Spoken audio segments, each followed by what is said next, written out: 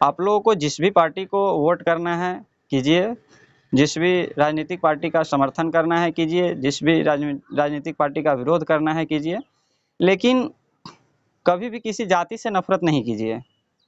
आप जिस भी जाति से हैं, आप उस जाति के या फिर आप जिस भी कैटेगरी से है उस कैटेगरी के विपरीत किसी भी जाति या फिर किसी भी कैटेगरी से नफरत नहीं कीजिए, क्योंकि हर जाति में अच्छे लोग हैं, हर जाति में बुरे लोग हैं, हर कैटेगरी में अच्छे लोग हैं, हर कैटेगरी में बुरे लोग हैं।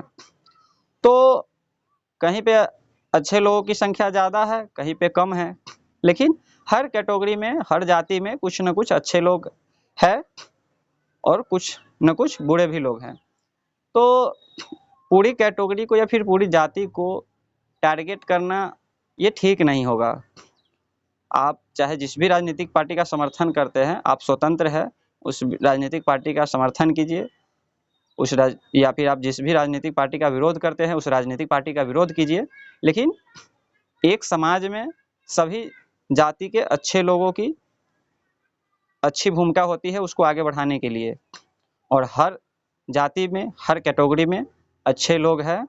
कोई भी जातियाँ या फिर कोई भी कैटेगरी बुरा नहीं है, लेकिन हर जाति में, हर कैटेगरी में बुरे लोग हैं और हर जाति में अच्छे लोग भी हैं, हर कैटेगरी में भी अच्छे लोग हैं। जाति जो है, जो भी जाति है उसको उसके कामों के आधार पे उसका नामकरण हुआ है। अब जैसे कि कोई भी जाति है जो राशन का काम करती है, लोग उसको बनिया बोल दिया। लोग उसके बाद कोई है जो मछली पकड़ता है तो लोग उसको मल्लाह बोल दिया। कोई है जो तारी उतारता है, लोग उसको पासी बोल दिया। जो कोई है जो फूलों का काम करता है, लोग उसको माली बोल दिया। जो चमड़े का काम करता है, लोग उसको चमार बोल दिया।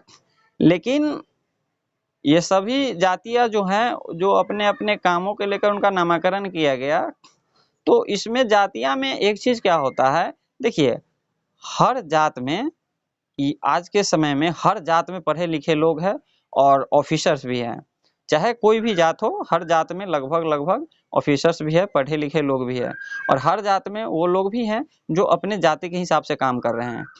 तो जो लोग पढ़ लिख कर अच्छे मुकाम को हासिल कर गए हैं, उनको उस पोजीशन के हिसाब से ही उन्हें उनके साथ मतलब उनके पोजीशन को आप इसलिए नहीं नज़रअंदाज कर सकते हैं क्योंकि उनकी जातियाँ क्या है, क्योंकि उन्होंने मेहनत से पढ़ाई करके, शिक्षा को महत्व दे करके उन्होंने अपना एक जगह बनाया है।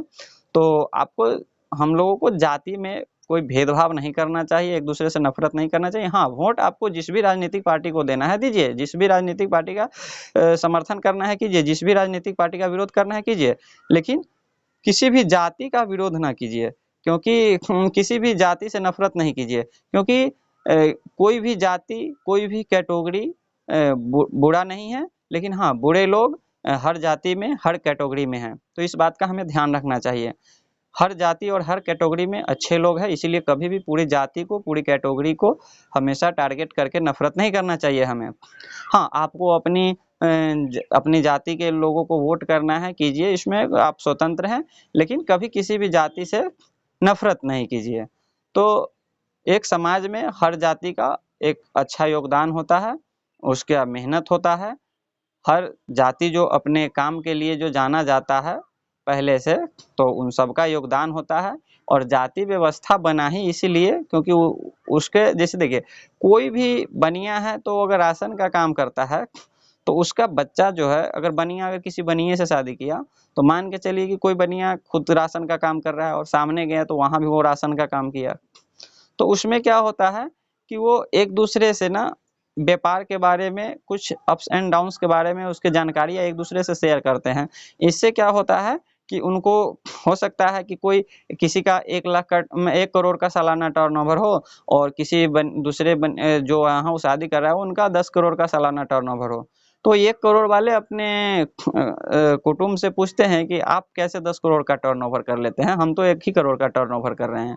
तो वो एक दूसरे को मतलब जो 10 करोड़ वाले हैं वो भी 1 करोड़ वाले को सिखाते हैं कि आप भी कैसे 10 करोड़ का टर्नओवर करते हैं। तो ये है जो एजुकेशन मतलब जिस भी जो भी व्यवसाय का कला है उसको आदान-प्रदान करने का एक मतलब कि जाति है, बनिया है तो बनिया में ही शादी करेगा। तो इस प्रकार का एक उसी माहौल में वो रहता है। तो लेकिन कोई ज़रूरी नहीं है कि मतलब बाकी अदर कास्ट है उसमें भी बिज़नेस का स्किल नहीं है। उसमें भी बिज़नेस का स्किल है, हो सकता है कोई 20 करोड़ का टर्नओवर का भी ज्ञान दे सकता है। तो जो उस प्रकार का फैमिली है तो उस फैमिली से भी जुड़ के सीख सकता है लोग। लेकिन अब कोई मल्लाह है, अगर मल्लाह का शादी अगर मल्लाह और पारसी समाज, देखिए हर समाज में ऑफिसर्स हैं, ठीक है? हर समाज में बिज़नेसमैन हैं, हर समाज में मज़दूर है, हर जाति में या फिर हर कैटेगरी में ऑफिसर्स भी है, मज़दूर भी है, बिज़नेसमैन भी है। लेकिन जो जातियाँ जिस काम के लिए जानी जाती है, तो एक-दूसरे में ही शादी करना ये कहा गया है। लेकिन ये जातियों से पहले हमारे यहाँ वर्ण व्यवस्था था। जो मतलब कहते हैं कि वर्ण व्यवस्था में ब्राह्मण, क्षत्रिय, वैश्य और शूद्र। तो जो जो दिमाग से काम करता है उसको ब्राह्मण बोल दिया, जो युद्ध लड़ता है उसको क्षत्रिय बोल दिया। मतलब जो उसके बाद इसके बाद जो व्यवसाय करता है उसको वैश्य बोल दिया, जो मज़दूरी करता है उसको शूद्र बोल दिया। लेकिन उसका ही एक मजबूत और व्यापक रूप जातीय व्यवस्था है। लेकिन उसमें जाति व्यवस्था में और परफेक्शन आ जाता है। अब जैसे व्यवसाय अगर कोई कर रहा है तो क्या चीज़ का व्यवसाय कर रहा है? राशन का कर रहा है, मछली का कर रहा है, उसके बाद बढ़ई है जो लकड़ी के से संबंधित उसका काम करता है, लोहार लोहे से संबंधित काम करता है। तो उसमें कैटेगराइज़ उसमें भी वर्ण व्यवस्था में कैटेगराइज़ कर दिया कि आप कौन-सा काम कर रहे हैं। कोई चमड़े का काम कर रहा है उसको चमार बोल दिया, कोई मछली का काम कर रहा है उसको मल्लाह बोल दिया, कोई राशन का काम कर रहा है उसको बनिया बोल दिया। तो हर प्रकार का इसमें व्यवसाय है। तो इसमें क्या है कि अगर जातियाँ जो है उसमें एक जानकारी को ना आगे ट्रांसफ़र अगली पीढ़ी को ट्रांसफ़र करने का एक एक सिस्टम है, मतलब अच्छा सिस्टम है। मतलब अगर कोई कुम्हार है, वो किसी बर्तन को बनाने के लिए अगर 80 मतलब यूँ समझ लीजिए कि 7 से 8 बार अगर फ़ेल होता है और 9वाँ बार में अगर वो बर्तन बनाने में सफल हो जाता है, तो उसको उसके बच्चे को ना वो एक्सपेरिमेंट नहीं करना पड़ेगा कि 8-9 बार वो फिर से तोड़े और फिर 10वाँ बार 9वाँ 10वाँ बार में जाकर बनाए। वो कुम्हार अपने बच्चे को अगर ट्रेनिंग देगा और या नहीं भी देगा तो उसका बच्चा देखते-देखते ही सीख लेगा कि मेरे पिताजी ने 9 या 8 बार जो ट्राई किया वो व्यवस्था गलत था और 10वाँ बार में ऐसे सही किया, अब वो वहाँ से शुरू करेगा। तो जातीय व्यवस्था का यही एक मुख्य फ़ायदा है, लेकिन आज लोग इसका मिसयूज़ कर रहे हैं। जो हमें लगता है कि मिसयूज़ नहीं करना चाहिए। अगर मान के चलिए कि मतलब कोई भी जातियाँ है अगर उसमें एक-दूसरे में ही अगर शादी कर रहे हैं, तो उसके पीछे रीज़न यह था कि मान के चलिए कि कोई मतलब कोई भी है अगर मान के चलिए कोई मल्लाह जाति है अगर वो मछली का व्यवसाय कर रहे हैं और कोई पासी है जो ताड़ी का व्यवसाय कर रहे हैं, नीरा जो भी कह लीजिए उसको, या फिर कोई बनिया है जो राशन का व्यवसाय कर रहे हैं। अगर यह एक-दूसरे से अगर कोई रिश्ते नाता स्थापित करना भी चाहे, तो यह एक-दूसरे को क्या शिक्षा देंगे? क्योंकि कोई किसी का व्यवसाय एक-दूसरे से मेल ही नहीं खा रहा है।